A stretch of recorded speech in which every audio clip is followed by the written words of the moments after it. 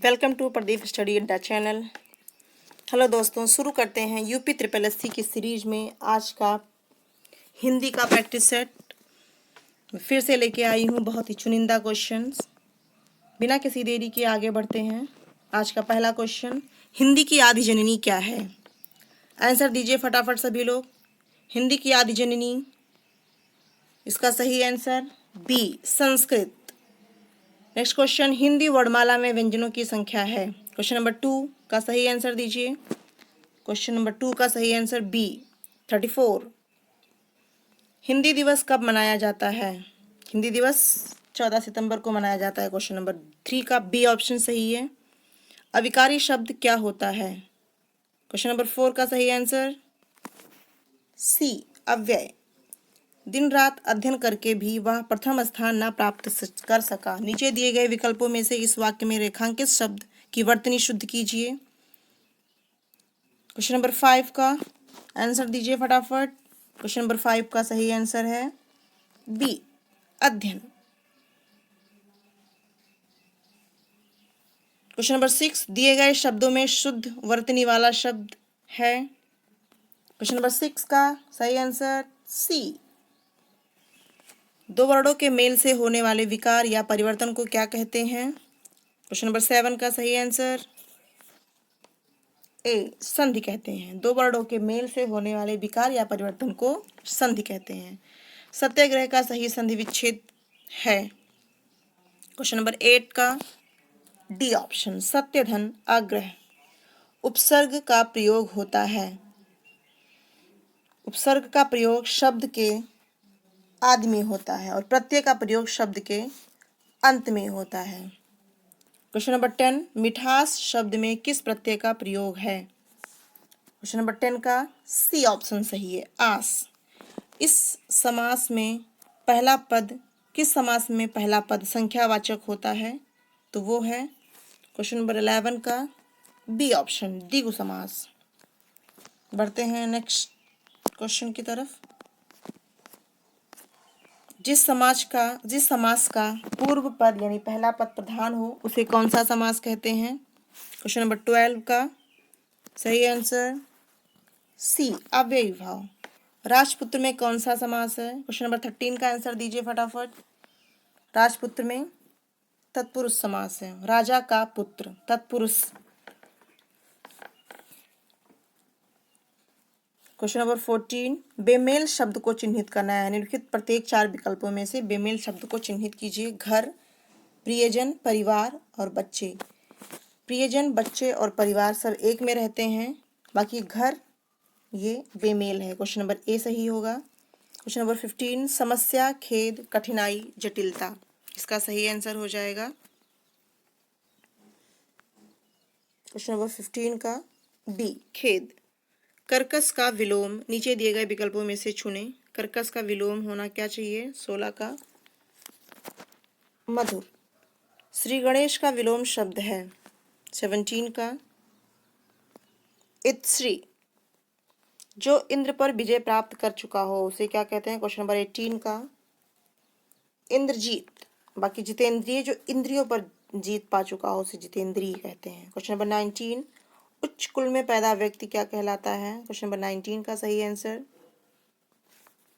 D कुलीन। ईश्वर तुम्हें दीर्घायु दें, अर्थ के आधार पर वाक्य का भेद बताएं। वाक्य का भेद यहाँ पे क्वेश्चन नंबर 20 का सी ऑप्शन इच्छावाचक वाक्य। भगवान को, इसमें त्रुटि चयन करना है। वाक्य का अशुद्ध भाग यानी त्रुटिपूर्ण भाग का चयन कीजिए। यदि कोई त्रुटि ना हो तो भाग 4 को चिन्हित कीजिए। भगवान को व्यर्थ यानी बेकार में सहायता देकर कोई लाभ ना होगा, कोई त्रुटि नहीं। कौन सा ऑप्शन चाहिए 21 का? फटाफट बताइए आप सभी लोग।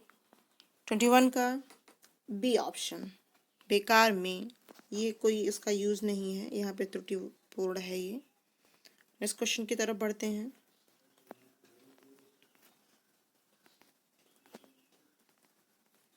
यहाँ पे है क्वेश्चन नंबर 22, यहाँ पे थोड़ा हाइड हो गया है।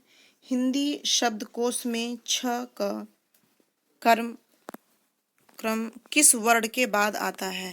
क्वेश्चन नंबर 22, क्वेश्चन नंबर 22 का सही आंसर यहाँ पे आप लोग दीजिए। क्वेश्चन नंबर 22 का सही आंसर ए का। क्वेश्चन नंबर 23, अक्ल का दुश्मन मुहावरे का अर्थ है सी महामूर्ख। खग जाने खग की भाषा लोकोक्ति का उचित अर्थ नीचे दिए गए विकल्पों में से बताइए। क्वेश्चन नंबर 24 का डी, समान प्रवृत्ति वाले लोग एक दूसरे को सराहते हैं। Question number D. 25, ये याराला वाला क्वेश्चन है। ये क्वेश्चन एग्जाम में आता है, देख लेते हैं चलिए इसको। जिस प्रकार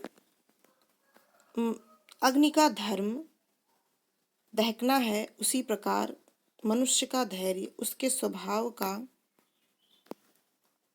स्वभाव का पर्याय होना चाहिए।